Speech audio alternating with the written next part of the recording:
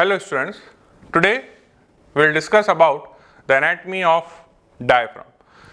Whenever you have this word diaphragm, you should have the automatic realization that we are talking about the biggest diaphragm of the body, and it is actually known as thoracoabdominal diaphragm because it separates the thoracic cavity from abdominal cavity. Clear? So now let's start with the anatomy of diaphragm. First is that the diaphragm is a thin musculo-tendinous sheet. Now what is the meaning of this word? That it is made up of muscle as well as tendon, but its tendon is flat, and that's why it is also known as musculo-aponeurotic sheet. That forms the partition between the thorax and abdominal cavities. That's why this diaphragm is also known as thoracoabdominal diaphragm. The elevated lateral region called as the right and left dome of the diaphragm. Now whenever you are having the diaphragm, we have this word, and that is known as the domes of the diaphragm. Now these domes are elevated portion, and these domes have the maximum point of convexities, and these convexities are known as cupola. Clear? It is perforated by structures that descend into the abdomen from the thorax and other that ascend into the thorax or passes behind it. Clear? So there are two things: the structure may pierce and come down, or the structure may ascend and go up. So it is from thorax to abdomen or abdomen to thorax. Now these structure may have two ways. One is either they pierce the diaphragm at some place with and make a foramen, or there may be a gap between the peripheral margin of diaphragm and bony attachment. Clear? So in this slide you should have these three basic. That what is diaphragm? It is a musculo-aponeurotic or tendinous sheet. It is having the right and left domes. The domes are having the maximum point of convexities are known as cupola, and there are the structures, those may perforate the diaphragm, or they may pass from the spaces behind the diaphragm. Clear? Now here you can see in this picture that this is the orientation of diaphragm. Now this is the cut margin of the diaphragm, which you can see here, and above the diaphragm you have the thoracic cavity, and below the diaphragm you have the abdominal cavity. Now in this diagram we have both kind of the structure. One is this structure. Now this structure is here, which is actually between the gap of the posterior border of the diaphragm and the bone. It is not actually perforating the diaphragm, but here you can see that this structure is perforating the diaphragm. Clear? Now what are the parts of diaphragm? Its inner portion consists of a C-shaped central tendon. So the first and most important concept which is about the diaphragm is central tendon. What is central tendon of diaphragm? Central tendon of diaphragm is the innermost portion. It is the innermost portion, and because it is having the name tendon, that means it is the site of the insertion of all the muscle fibers of your diaphragm. It is related to the heart. Okay? So when you will see the thoracic surface of the diaphragm, you will realize that above the central tendon you have the relation of heart and the pericardium. The diaphragm muscular fibers have circumferential origin. What is the meaning of the circumferential origin? That they are arising from all around, and they are arising in the manner of radial pattern, and they attach to the structure around the borders of the thorax. So when you will see the thoracic cavity, the fibers are arising in a circumferential manner, and they are having this radial manner of insertion, and they are inserting into this central part which is known as central tendon. The muscle fiber insert in a radial manner into the central tendon. These fibers are divisible as their peripheral attachment into three parts. So whenever you are writing the origin of the diaphragm, or if somebody will ask you what is the origin of diaphragm, you have to reply that diaphragm arises from in the form of these three parts. What are the origin? Sternal part from the sternum, costal part from the ribs, and the lumbar part which arises from lumbar vertebra. Clear? So you have the three portions of the origin on the basis of their bony landmarks. What is the sternal part? As the name itself suggesting that these fibers arises from the inner surface of xiphoid process and the adjoining costal cartilages. Clear? So sternal part arises from the xiphoid process mainly, and the fibers runs upward and backward and insert into the central tendon. Clear? Now when you will see the costal part, as the name itself suggesting, costal pertaining to the ribs, and these fibers arises from lower 6 ribs. From where? Lower 6 ribs. And when you will have the lower 6 rib, we have the numbers 7, 8, 9, 10, 11, 12. So these are the lower 6 ribs, but here is the division that 7, 8, 9 you have the origin from cartilage, not from the rib, but in the 10, 11, 12 you have the origin from ribs. Clear? So this is what is about the costal part of diaphragm. Then we have the lumbar portion of the diaphragm. Now this lumbar portion of diaphragm is not directly arising from the bone, but it is arising from some thick ligaments which are attached to the lumbar vertebra. And what are these ligaments? One is known as right and left crura, and you have the arcuate ligaments. Clear? So whenever you are talking about the origin of lumbar part, it is not directly from lumbar vertebra, but you have the ligaments, those are attached in the posterior part on the lumbar vertebrae, and these are known as medial and lateral arcuate ligament and right and left crura, which attach to the bodies of upper 3 to 4 lumbar vertebrae. Clear? Now we will discuss one by one what is the meaning of the crura and arcuate ligaments. So the first is right and left crura. Now when you will see this diagram of the diaphragm, you should have first the orientation of this diagram. Now we are always discuss the origin and the major relation of the diaphragm from its inferior side. So this view is from the abdominal surface of the diaphragm, not from the upper surface of diaphragm.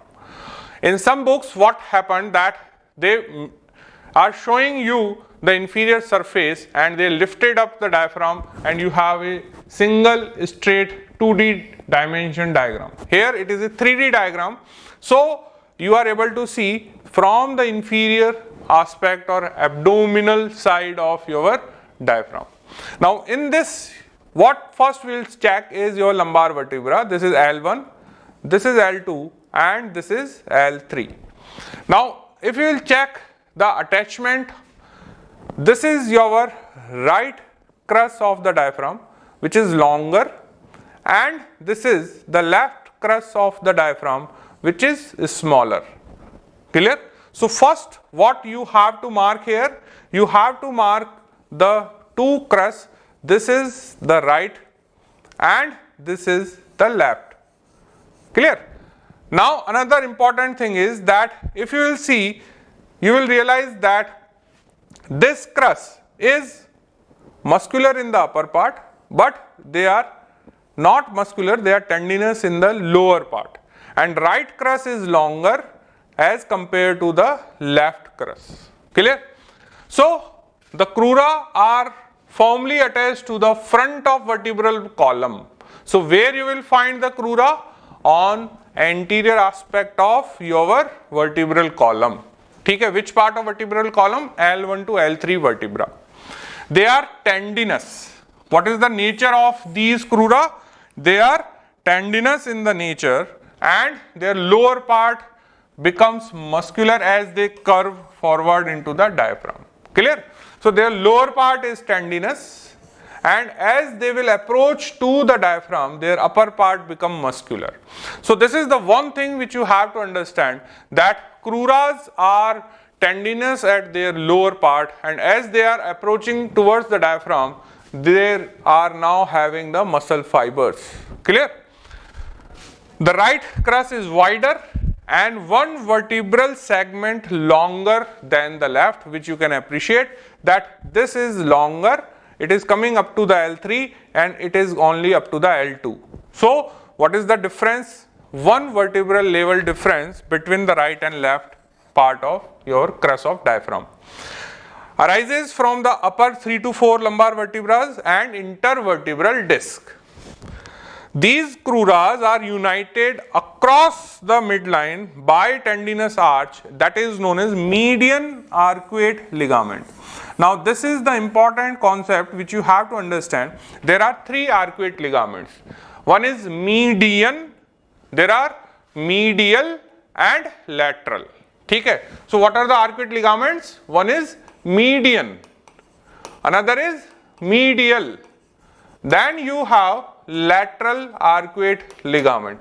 Now here you have to keep this thing in mind, that the median arcuate ligament is a midline unpaired ligament, but medial and lateral arcuate ligaments are paired ligament which are present on both right and left. So you have the right medial and left medial, you have right lateral and left lateral, but this median arcuate ligament is an unpaired ligament, and here you will have this connection, and this connection is known as median arcuate ligament, which is connecting the right crura and left crura across midline. Clear?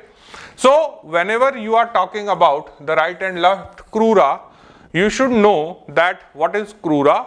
It is nothing but it is a connection between the lumbar vertebra and your muscle of diaphragm. There are two in number. One is the right crus, which is longer, and left crus, which is smaller, and right and left crura connected with each other across the midline, and that is known as median arcuate ligament. Now what are the two another arcuate ligaments, that is medial and lateral arcuate ligaments? So first, medial arcuate ligament. Now for these medial and lateral arcuate ligament, we are taking a bony landmark, and that is the transverse process of L1 vertebra.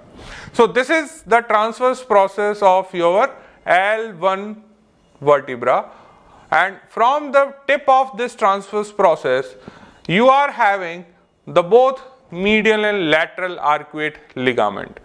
So what is the medial arcuate ligament? It extends from transverse process of L1 across the muscle psoas major to the side of your body of L1 or L2. So where it is? If you will trace here, it is starting from this tip of transverse process, and then it is going medially and it will merge with L1 or L2 body. So this is your medial arcuate ligament, which is on both the sides. So here also, so this is your medial arcuate ligament, and below the medial arcuate ligament you have a muscle, and what is the name of this muscle? This muscle is psoas major. What is the name of this muscle?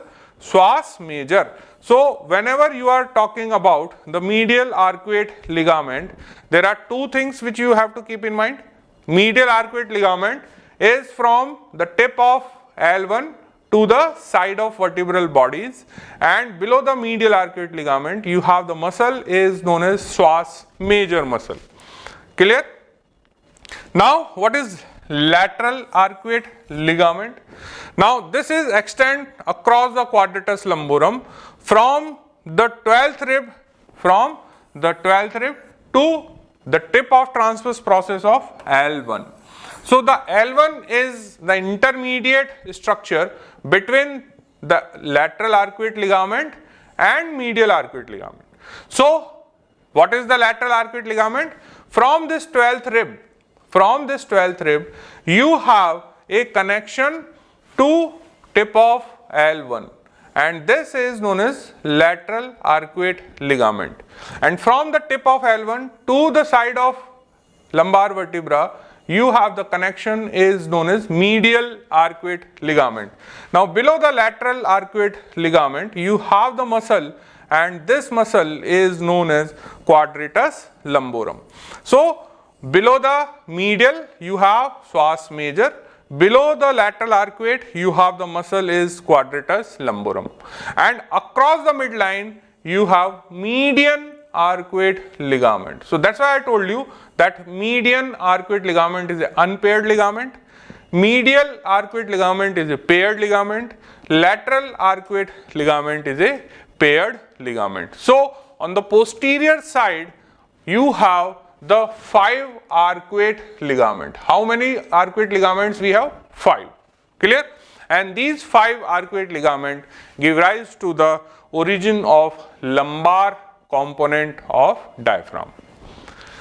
So here you can see that these are your ligaments.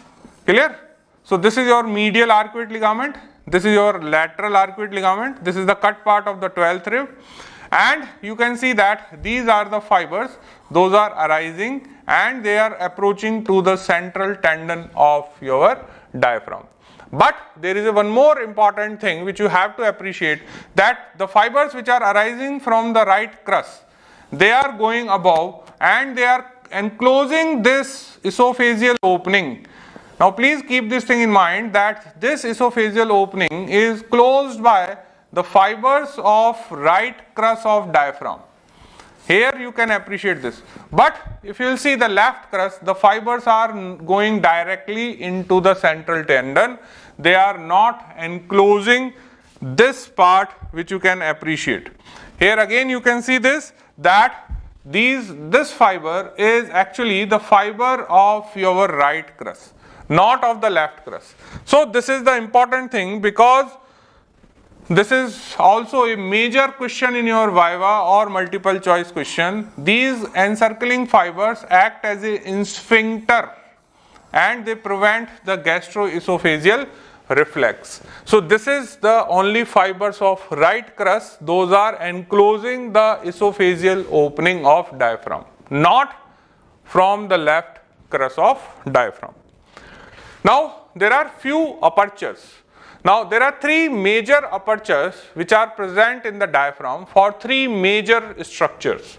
The first is aortic hiatus, then esophageal hiatus, and one is the hiatus for vena cava or foramen for vena cava, that is known as caval foramen. Now their vertebral levels are always the question of your exam as well as multiple choice questions. So this is a 5-star question for your exam. So what is the level, vertebral level for the aortic hiatus? The level is present at T12. What is the level? T12 level. For the esophageal you have at T10, and for vena cava you have the opening at level of T8. So when you are having the apertures in the diaphragm, what are the major apertures? So you have the 3 major openings in the diaphragm. This is the opening, and this is actually not an opening. This is not opening. Why? Because it is not at all creating any kind of puncture into the diaphragm. It is basically a gap behind the diaphragm in front of the vertebral column, and this is known as osseo-aponeurotic hiatus.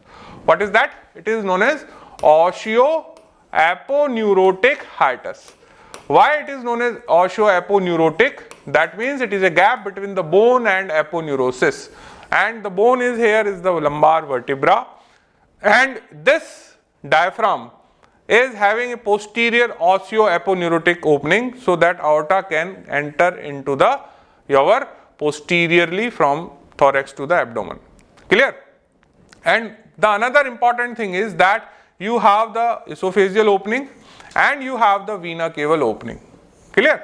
And if you will see the 3 level, you will realize that it is at the lowermost level, it is at highest level and it is in between of both. So what is the vertebral level? This is T12, the uppermost is T8 and the middle one is at T10 vertebral level. Now the next is that what is about aortic opening. So it is located behind rather than within the diaphragm. This is the question.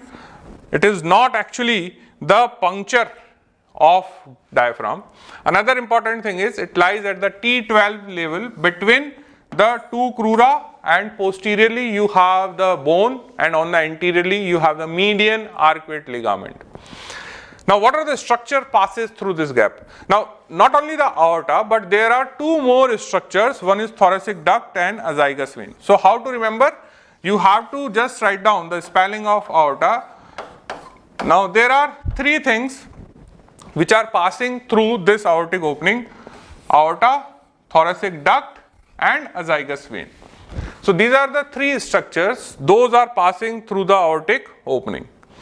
Because these structures are located behind the diaphragm, they are not compressed by its contraction. Clear? So this is the reason, or you can say you have this question that if the aorta will pass after puncturing this diaphragm, what is the disadvantage? The disadvantage is that whenever you have the contraction of diaphragm, you have the compression of these structures. So that's why to avoid those compression, you have the proper gap between the diaphragm and bone.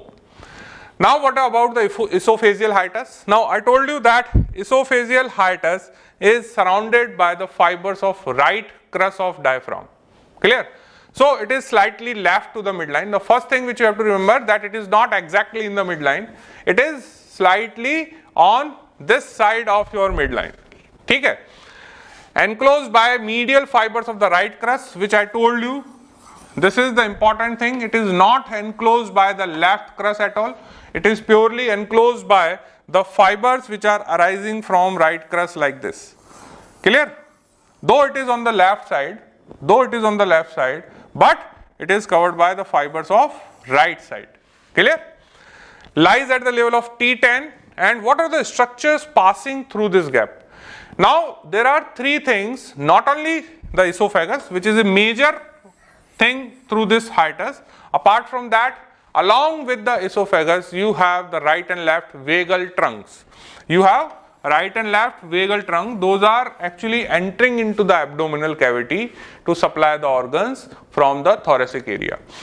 Apart from that, you have the branches of gastric artery, and these are the esophageal branches. So these are the three again important things, those are passing through this esophageal opening. So what are these are? Esophagus. Along with the esophagus, you have right and left vagal trunk, and along the vagal trunks you have the esophageal branches, or you can say esophageal vessels, which are the part of left gastric vessels. Clear? Then what is phrenoesophageal ligament? Now this is very important concept. Now what is this phrenoesophageal? Now as the name is suggesting, it is actually connection between the diaphragm and esophagus. Clear? So it is communication between the thoracic and abdominal cavities through the esophageal hiatus, sealed off. What is that? Sealed off by this membrane is known as phrenoesophageal ligament. So first question is that what is the function of phrenoesophageal membrane or phrenoesophageal ligament? Answer is that it seals the gap between your thoracic and abdominal cavity, which is present all around the esophagus. This is a lamina of subdiaphragmatic fascia. What is the source? From where it is coming? It is not coming from above the diaphragm, it is coming from inferior surface of the diaphragm. And the fascia which is covering the lower surface or the abdominal side of the diaphragm is known as subdiaphragmatic fascia. It is attached to the muscular wall of the esophagus above the gastroesophageal junction. So this phrenoesophageal membrane or the ligament, if you will see this diagram, this is your esophagus. Clear? Now this esophagus is continue with the stomach here. So this is the stomach. We will draw the stomach here. This is the stomach. Now when you will see the opening, this opening is having the gap, and to seal this gap, nature has provided one additional component, and that component is known as phrenoesophageal membrane. Now this phrenoesophageal membrane is a part of the subdiaphragmatic, below the diaphragm, and then it will ascend and descend. It will ascend through this hiatus, esophageal hiatus, and attach to the muscular wall of your esophagus, and in this way it will seal this gap. Otherwise what will happen, the structure of your abdominal area may herniate into the thorax. If the gap will persist, if there is an absence of phrenoesophageal membrane, then what will happen, that this part may herniate into the thorax through this esophageal hiatus, which are known as hytel hernia. Clear? Now what about the vena cava opening? Now vena cava opening is the highest opening out of these three, and the aperture for inferior vena cava is located in the central tendon. We have seen the earlier two opening, one is behind the diaphragm, one is through the diaphragm, but they are through the muscular part, and this is behind, not through the muscle, it is through the central tendon. It is on the right side of the midline and at the level of T8 vertebra. The pericardium and the lower part of the right atrium attached to the thoracic surface of the diaphragm at this site. So this is the site where, if you will see the thoracic area, you have the heart, all around the heart we have the pericardium, and on that part of the central tendon you have the puncture, and that puncture is for inferior vena cava. Clear? The important thing is that the inferior vena cava firmly adherent. Now this is the question of your exam, that inferior vena cava firmly adherent to the margins of the foramen. What does it mean? That suppose this is the diaphragm and there is a puncture in the central tendon. Now this is a tube, inferior vena cava is a tube, and the margin of the tube now merge with the margin of diaphragm. Clear? And it is a tendinous or aponeurotic area, it is not the muscular area. Clear? So because it is not a muscular area, or the tendon is not having the property to contract, so what will happen, the tendon will not compress the tube, because the tendon is not having the property of contraction. But yes, because the tendon is receiving the fibers, so whenever the fibers will contract, the tendon will stretch out, and when the fiber will relax, the tendon will come to its normal position, but it will not compress the inferior vena cava. So what is the advantage? The advantage is that whenever the diaphragm fibers will contract, they will stretch the central tendon, and when the central tendon will stretch out, it will also increase the diameter of your IVC.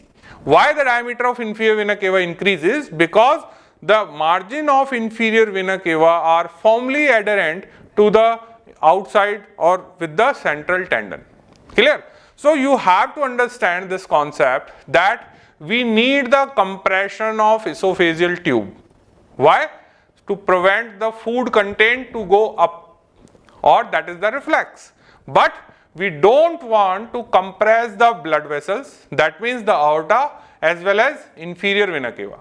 So to prevent the compression of aorta, we have a osteoaponeurotic tunnel that is behind the aorta, so that is behind the diaphragm, and there is a clear-cut gap between the bone and diaphragm. Through this the aorta is going down, and for the inferior vena cava you have the central tendon opening, not in the muscular part, and this central tendon opening is having very important functional role here, that it will helpful to increase the diameter of inferior vena cava, and when the diaphragm will relax, that it will receive its normal size. But because it is a tendon, it does not have the property of contraction, so the central tendon will never compress the inferior vena cava. Clear?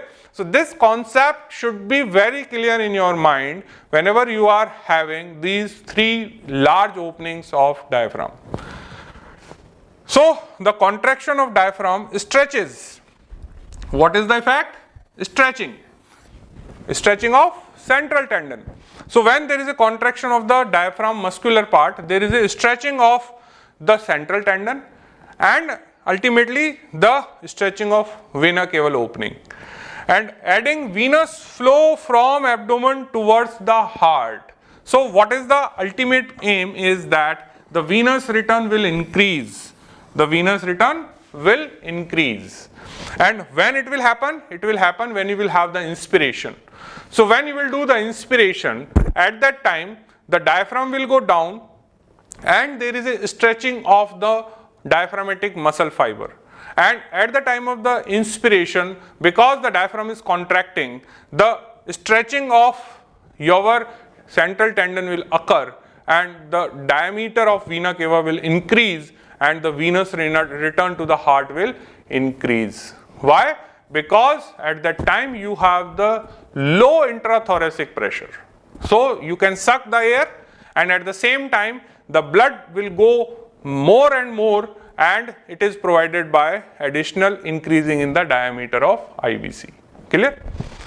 Right phrenic nerve, it is also a very important component of this vena cava opening, because through this vena cava opening not only the inferior vena cava is going up, but the phrenic nerve is coming down. So if you will see here, this is our inferior vena cava, and along the inferior vena cava you can see that this is the exit of phrenic nerve. Clear? So the phrenic nerve is also having the same opening, using the same opening, and that is our vena cava opening. Clear? Now, what is about the another small openings of diaphragm? Apart from these three large openings, there are multiple small openings. One is known as sternocostal triangle or space of Larry. Now where you will find this space of Larry, as the name itself suggesting, it is a gap between the sternum and costal fibers. That means on the anterior aspect, or you can say it is a retrosternal area. Now in this retrosternal area, we have the superior epigastric vessels. We have superior epigastric vessels, and these superior epigastric vessels will come out and enter into the anterior abdominal wall. Now sometimes this space of Larry or this sternocostal triangle have a large opening. If there is a large opening or retrosternal space is present, then it is known as foramen of Morgagni.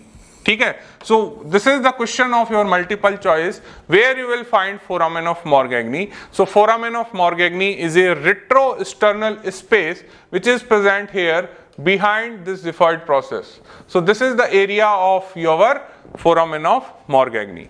Then we have the sympathetic trunk.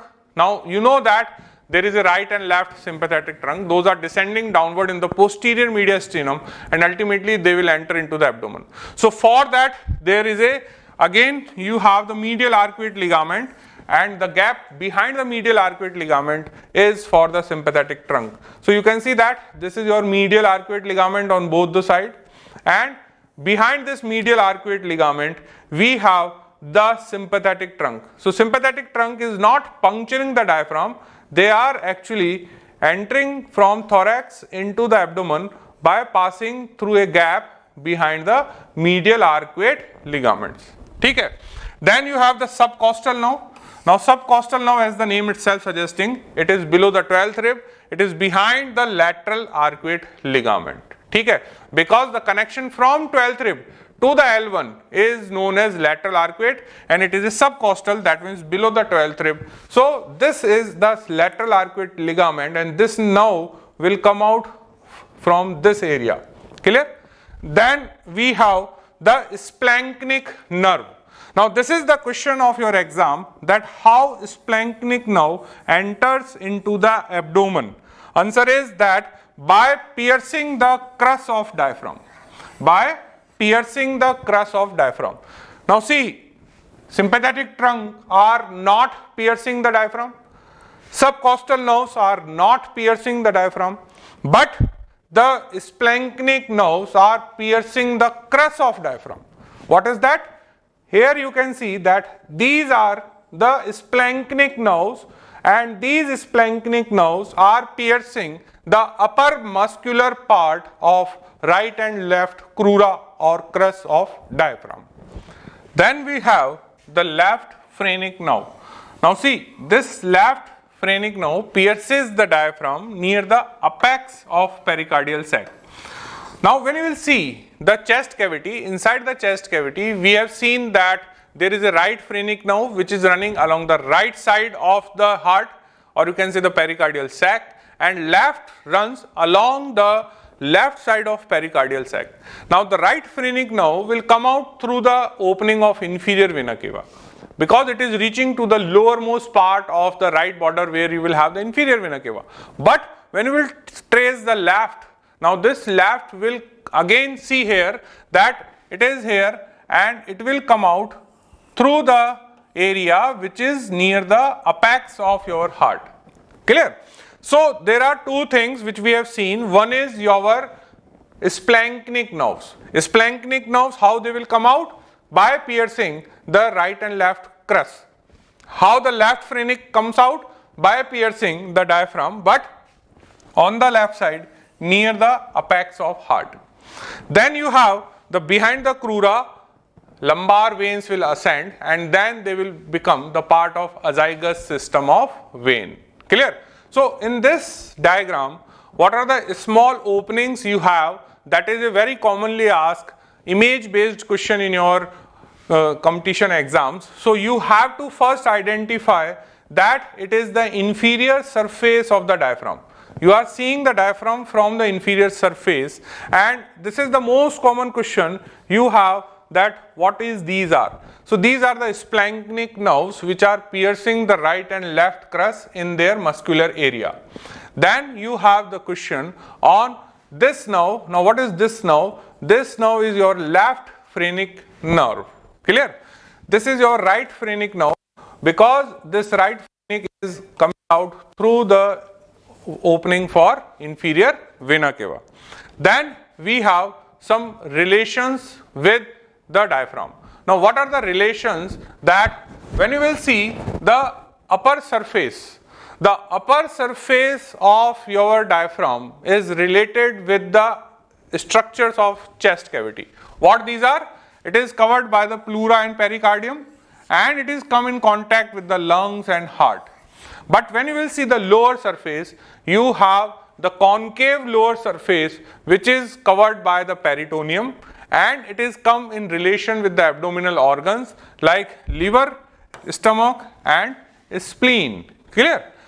Now below the diaphragm you have the spaces which we discussed in the greater sac and lesser sac. What these spaces are? Subphrenic spaces. Sub means below the diaphragm, and in the lower part there also relation of the suprarenal gland and kidneys. Okay. Now in this diagram also you can appreciate that this is your left phrenic nerve. Now this left phrenic nerve will come here, and then immediately it will pierce at this border, and this point is the part of your apex of heart. So this is the same thing which we have seen in the earlier diagram, that where is the left phrenic pierces. So left phrenic pierces the diaphragm in the left part near the apex, while this right phrenic will come out and it will pierces this area which is also for inferior vena cava. Clear? Now what is the blood supply of diaphragm? Now the diaphragm is mainly supplied. What is the chief blood supply? The mainly supplied by the inferior phrenic artery. This is the multiple choice question. Inferior phrenic artery. Now as soon as the thoracic aorta pierces or passes through the diaphragm and it enters into the abdomen, it will give this inferior phrenic artery. That's why inferior phrenic artery is called as first branch of abdominal aorta. This is again question of your exam. Or indirectly you have the question that as soon as the abdominal aorta starts, what is the branch arises? Answer is inferior phrenic artery, and it will supply the diaphragm from its abdominal side. Apart from that, so there are, but obviously the paired, it is a paired artery. One will go on the right side, one will go on the left side. A branch of them pierces the diaphragm, and then they become continue with the pericardiophrenic artery. Okay? So pericardiophrenic artery, where you will find in the chest cavity. Then it is also having the contribution from superior phrenic artery, and the superior phrenic artery is a branch of thoracic part of aorta. And you have the musculophrenic artery. Musculophrenic artery is a branch of your internal thoracic artery that will supply your diaphragm from superior aspect. Apart from that, the lower 5 to 6 posterior intercostal artery. So there are 4 sources which are supplying blood to the diaphragm, in which the most important is inferior phrenic artery, which is known as first branch of abdominal aorta, which is a paired branch. Then venous drainage. Now this is the question of your exam, because the drainage of right and left phrenic vein is different. The right will drain into the inferior vena cava. Where is the drainage of right phrenic vein? Answer is inferior vena cava. Where is the drainage of left? The left side inferior phrenic vein either drain into the left renal vein or left suprarenal vein. Clear? So this is again the question of your exam, because the drainage of right and left phrenic veins are different, so it will become the question. Right phrenic will go into the inferior vena cava, while the left phrenic vein either may go into the left renal vein or into the left adrenal vein. Then nerve supply. Now this slide is very important as related to your question. You have the motor supply. The muscle part of your diaphragm is supplied by the phrenic nerve, and the root value of phrenic nerve is C3, C4 and C5. So this is the first question. And the important thing is that these phrenic nerves, after piercing the diaphragm, supply from its inferior aspect or from the abdominal surface. Now what is the sensory supply? The sensations of the diaphragm are carried by the 2 different parts, by the 2 sources. First, a large area, and the large area carries the sensation by the phrenic nerve itself. Second, the peripheral part sensations are carried by intercostal nerves. Clear? Now what is the importance of these sensations? Now if the patient is having the referred pain due to the irritation of the central part of the diaphragm, the pain referred to the root of neck and the shoulder. Why? Because the root of neck and shoulder is having the sensory supply by the supraclavicular nerve. What is that? Supraclavicular nerve, and supraclavicular nerve is sharing the same spinal nerves, spinal segments. So because the supraclavicular nerve and these sensations from the phrenic nerve sharing the same spinal segments, that's why the pain or irritation of the diaphragm will refer to the root of neck and the shoulders. But when there is a peripheral irritation of the diaphragm, the pain will go to the anterior abdominal wall, because again the intercostal nerves, which are C7, 8, 9, they are also supplying this area.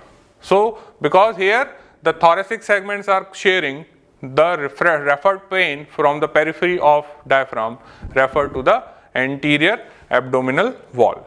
Clear?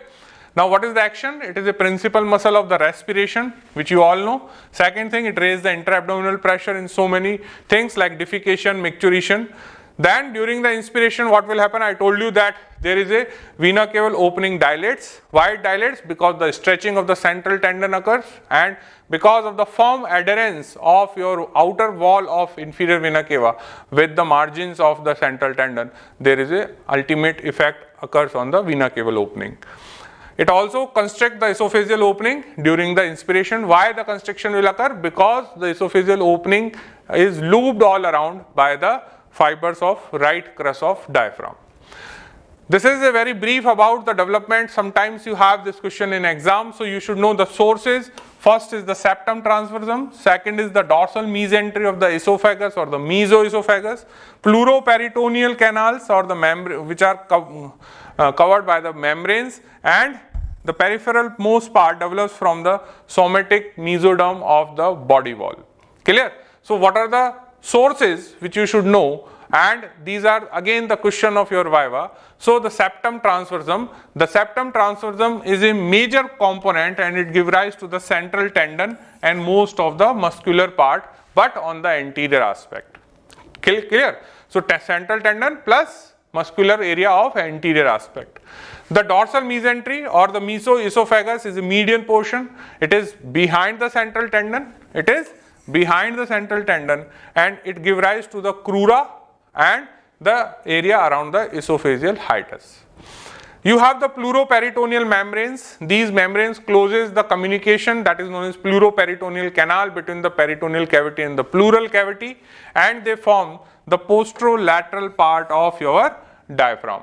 Then we have the somatic mesoderms which are coming from the inward invagination of the lateral wall, and they will form the peripheral portion of your diaphragm. That's why the sensations of peripheral area carried by the intercostal nerves. It is a question of your exam by why you have the intercostal nerve contribution in the periphery, because that peripheral part develops from the intercostal spaces, the chest wall, and that is actually the peripheral muscular area. Clear? Then there are some applied aspect related to the diaphragm. First is the congenital diaphragmatic hernia. Now what is this? Probably because of the presence of liver, the right pleuroperitoneum closes early, but their left canal persists longer. Now because the left side pleuroperitoneal canal remain open for the longer time, if it is not closed till by the time the intestine return into the peritoneal cavity from the umbilical coelom, the abdominal contents will herniate, particularly the stomach and small intestine, into the thorax and lies in the left pleural cavity, and that is also known as Bochdalek's hernia, and that defect is known as foramen of Bochdalek's. Clear? So what is that? It is saying that when you will see the diaphragm, now in this diaphragm, this is the midline, and here you have the posterolateral spaces, and these posterolateral spaces are later on completed by the pleuroperitoneal membrane. But on the left side, this canal will persist longer time, and if it will remain open, then the stomach and esophagus will herniate through this gap into the left pleural cavity. And what is the impact? That the left lung will not develop proper, and there is a hypoplastic things we are able to appreciate. The lungs is remain hypoplastic with less development of the blood vessels. Clear? So this on the left posterolateral defect is known as Bochdalek's foramen, and the hernia through this foramen is known as Bochdalek's hernia, which is more common on the left side. Then we have the eventration of diaphragm. Now what is the eventration of diaphragm? Now when you will see the diaphragm, now on the diaphragm, when you have the formation of the pleuroperitoneal membranes, these membranes are very thin initially, and later on the muscle fibers will develop.